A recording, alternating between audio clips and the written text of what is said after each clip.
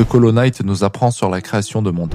Hollow Knight est un jeu vidéo indépendant sorti en 2017 qui a marqué toute une génération de joueurs. En plus de son gameplay fluide, de sa direction artistique magnifique et de sa bande-son mémorable, il propose surtout un univers profond et fascinant. Un immense royaume souterrain en ruine, peuplé d'étranges insectes et chargé de mystères. Et pourtant, presque rien ne t'est expliqué directement. Et c'est justement ça la leçon que tu peux tirer d'Hollow Knight. En création de monde, on distingue souvent deux grandes approches, le hard world building et le soft world building. Deux façons très différentes de construire un univers, que ce soit pour un jeu vidéo, un roman, un jeu de rôle ou un film. Le hard world building consiste à tout planifier en détail. La géographie, les langues, la mythologie, la chronologie, la politique, bref, construire un monde comme un architecte. L'exemple classique, c'est évidemment le professeur Tolkien, mais on peut aussi penser à George Martin, J.K. Rowling ou George Lucas. L'avantage de cette approche, c'est qu'elle produit des univers extrêmement riches, cohérents et profonds, qu'on peut explorer pendant des années. Mais il existe une autre méthode, le soft world building. Ici, tu ne construis pas tout à l'avance. Ton monde se développe progressivement autour de ton histoire, de l'ambiance souhaitée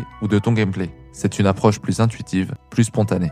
Son grand avantage, c'est l'efficacité. Tu développes seulement ce dont tu as besoin. Et comme créer un univers prend énormément de temps, c'est un gain précieux.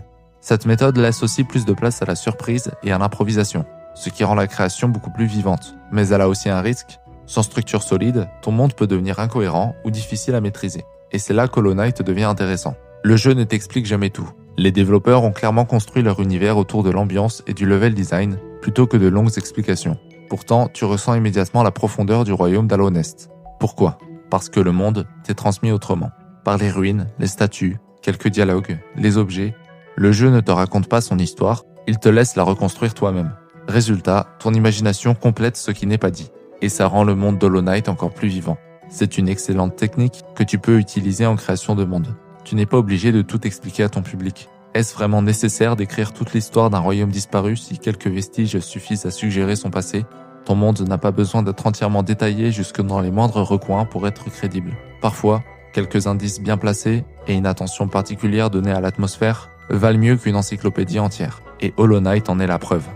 Si tu veux d'autres vidéos sur la création de monde et le jeu de rôle, rejoins le club dès maintenant.